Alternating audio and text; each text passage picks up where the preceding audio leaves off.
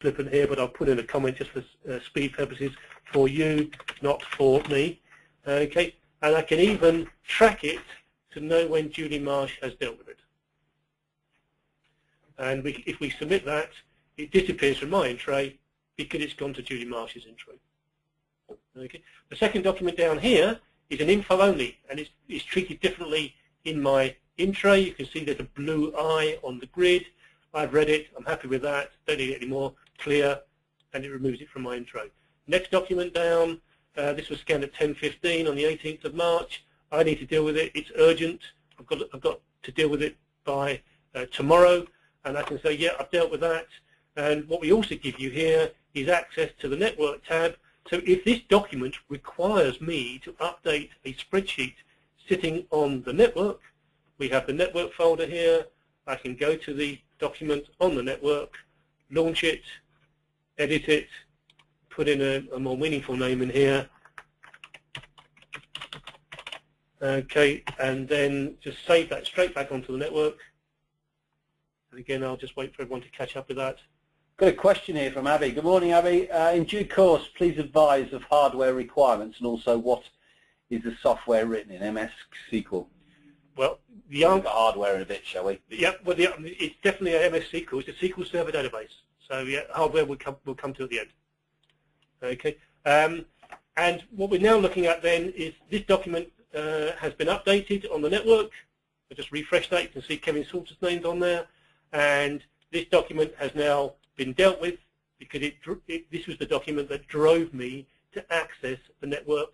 And then all I have to do now is to tidy up the document from my in tray by saying, yeah, I've actioned that, done, and submit, and it disappears. Could you do that again, please, slowly, Robin, because that was quite important, I think, there, and the screen was a bit behind. Okay. So you've actioned, what was that action button again? So I've got a document in my in tray, I've updated the spreadsheet, I've gone to Iris, gone to Sage, done what I would normally do, driven by the document on the screen. Right. Okay, so the document is not on my paper in tray, it's on my electronic in tray.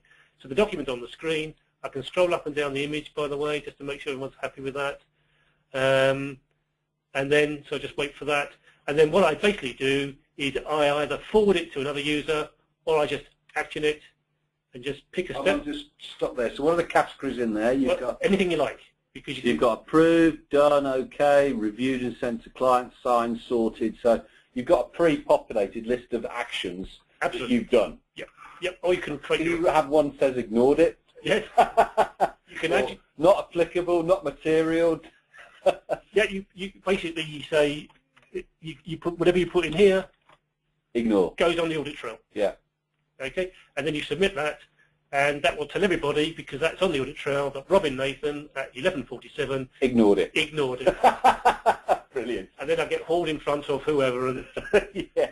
People want to know. But those again, those actions you just build up and you pre-populate. Yes, exactly. So whilst you're working on a document, if you want everyone to know that you've tried to do something but you're waiting on a third party, yeah, you just literally action and you pick and say called client out wasn't available. Yeah, or waiting, recall. Yep, and then you just keep it in your in tray by just leaving it in your in tray. Oh, so you can click a box on the screen there. I hope the folks watching can see that. Leave it in tray and then submit, and it'll stay there until it's been actioned. And the purpose of that is that everyone will know that I had a go at trying to resolve an actionable document. Sometimes, I mean, that's going to be quite common because clients aren't in. You know, there's something missing. They've got to wait for something else. Yep, that's really good. Yep. Yeah, so, and if you put that on there, it stays in my in tray. I still own the action on the document. It's still there, but the audit trail is updated and everyone will know that the document is being worked on by me. Now, if you've got any more questions, folks, for Robin or Kevin, just punch those into your keyboard and we'll stop. Well, let's get to the crux of the matter then, Robin. Let's move along the demo if we can slightly. Oh, Will's got one. Would this be a cloud or a terrestrial solution from Will? It could be both. Both. And we'll talk about that a bit just towards the end, won't we? Anthony, good morning, Anthony. We use ACT CRM heavily. How does this work with Docusoft? Okay, so we have a concept of a client. We're starting to develop our own CRM type tools, but we're not there yet. So we will talk to ACT. We will give lookups to ACT. We will import from ACT. So we can interface to it, but in principle, if ACT is being used on a day-to-day basis in terms of your client management, then as a minimum, all we would need is the client reference, and we would provide a button on the screen which would actually fire up ACT for you. Okay, hope that answers your question, Anthony. So let's get on to the crux of the matter, and what else? Okay, so I'm sort of winding down the demo because I'm cutting it down in terms of time frames. We can, as a manager, look at user intros and keep track of who's doing what. So this is the management side of it. So this is a management tool. So I can pick up on Julie Marsh, find out what she's up to, dip into her intro, and see why she has or has not been dealing with. So there's quite a few items in red there. What does that mean? That means they're late. That means they've expired their action by date. If I scroll right, you can see these all had action by dates of... So in terms of workflow, you know where your key team members are? Absolutely. So you can get a visual on all the documents that are outstanding, why they're not being dealt with. And would you know why they were late? Would she have described why? Well, they would all be on, the audit trail would reflect all the activity for every one of these documents. So not only would she know, but the managers would know too. Okay, and then to give a better visual on that, we have a concept of a dashboard, and the dashboard allows me to dip into Julie Marsh's intro graphically as opposed to actually. Okay, so what we have here is Julie Marsh's intro, which tells me there are 7 documents outstanding in general correspondence, 3 on the main checklist, 2 on VAT and bookkeeping, etc. We have a review by client, so I can see that Julie's dealing with 6 documents. That's superb, isn't it? Because you must use that a lot, Kevin, mustn't you? Big Brother is watching you. Big Brother. Yep. Yeah, but it's exactly what you want as a manager or partner of your business, to make sure that everybody's on track and dealing. I mean, you might have some clients that are, that are really, really sort of pushy, aren't they? We are aware of a firm that actually sacked somebody because of that tool. Yeah. They just weren't doing the work. Yep. They're just behind on the work. Well, the interesting one is this aging. This aging.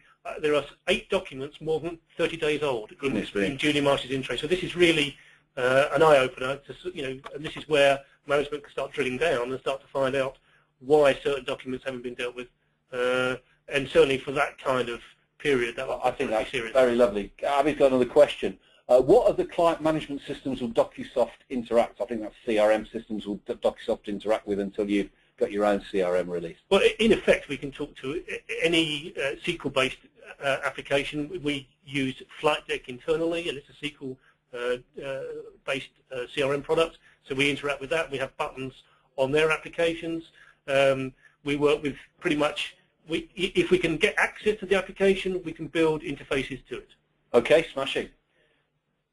Okay, so that's the dashboard, and the final element to the demo. Question from Anthony about Office 2003. Yes, it does.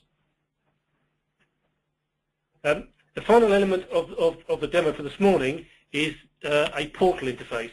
Okay, so I'm just going to. By the way, I've just covered the question on Office 2003.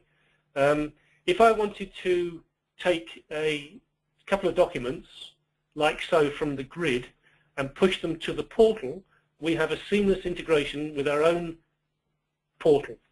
Okay, so this is the final component of the demo this morning. So some firms, many firms in the future won't be using email to send personal documents to clients. I think most people listening know that that's the rule, and you really should be using a portal to store clients, where clients log in, go onto their piece of web space, and the documents that you've sent them of a personal nature are there. Yes, yeah, that's for securing documents, it's for large files, or it's for an approval process. Those are the 3 options you would use a portal for as opposed to email. So if I just click on the portal button, this is